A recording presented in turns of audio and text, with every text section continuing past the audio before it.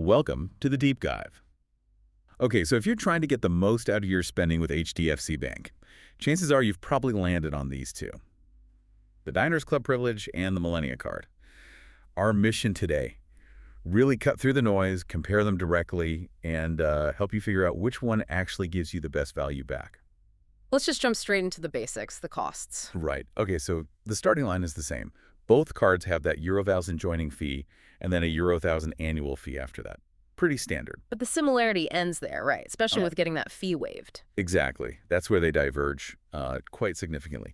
For the Diners Club Privilege, you need to spend $3 lakh in a year to get that fee waived. 3 lakh. Okay, that's quite a target. It is. Compare that to Yeah. Millennia, much lower bar. Only $1 lakh annual spend needed for the waiver. Wow. Okay, so that difference, like right away, tells you they're after different people. One's for maybe higher spenders, the other more every day. Precisely. High roller versus, let's say, the consistent spender.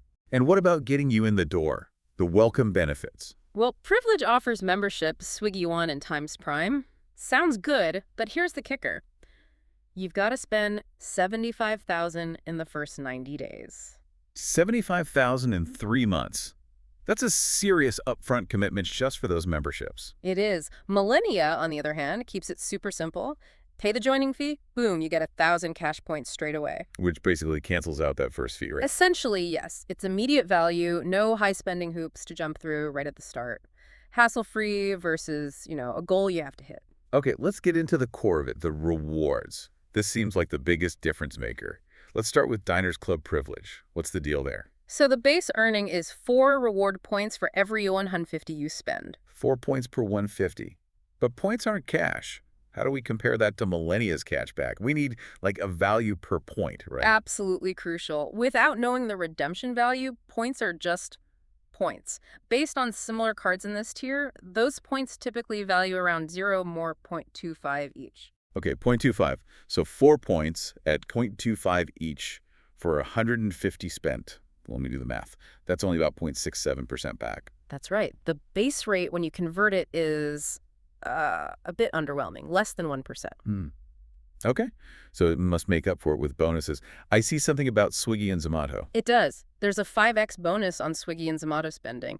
But, and this is important, it's capped. You can only earn a maximum of 2,500 bonus points per month from this. 2,500 points at that quarter rupee value. Yeah. It's only a 625 extra max per month, even if you spend a ton on food delivery. Exactly. If you order a lot, you'll hit that cap pretty quickly, and then you're back to the lower base rate for those spends. So where's the real juice for Privilege then? It seems to be in the quarterly bonus. Oh. Spend 1.5 lakh in a quarter, and they give you a 1,500 voucher. That's the incentive for the really consistent high spender. Okay, so complex points, caps, quarterly targets. Now contrast that with Millennia. You said it's simpler. Much simpler.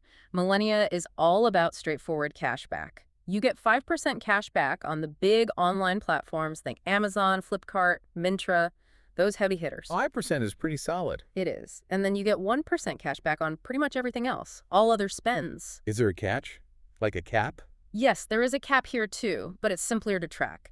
The total cash back you can earn per month, combining the 5% and the 1%, is capped at Euro 1,000. Ah, okay, so 1,000 max cash back per month. But still, that 5% on major shopping sites is easy to understand and probably quite valuable for many people. Definitely. It's a very direct value, especially if you do a lot of your shopping online.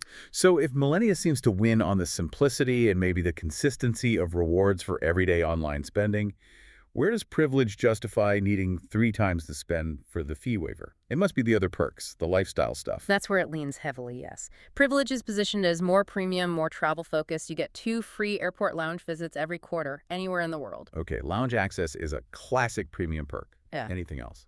Yeah, there's also a movie benefit. Buy one, get one free on movie tickets, up to $250 off twice a month. So, travel and entertainment focus. Right. Fitting the Privilege name, I suppose. And Millennia, what are its extra perks? Millennia stays focused on, well, more mainstream lifestyle savings. Its main extra is getting up to 20% off at partner restaurants when you use Swiggy Dine Out. So dining discounts versus airport lounges and movie tickets.